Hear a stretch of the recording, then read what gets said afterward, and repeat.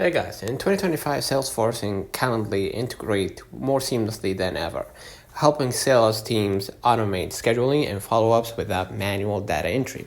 First of all, connect Calendly to Salesforce using the official Calendly for Salesforce integration, setup available via App Exchange. Next step, map event data, like meeting type, invitee name, and time to Salesforce objects such as leads, contacts, or opportunities. Step 3.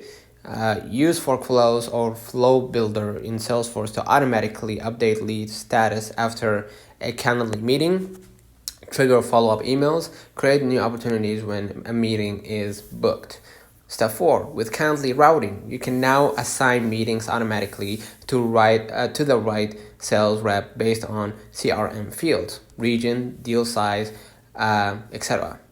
Why it matters in 2025, automation eliminates double booking and manual updates.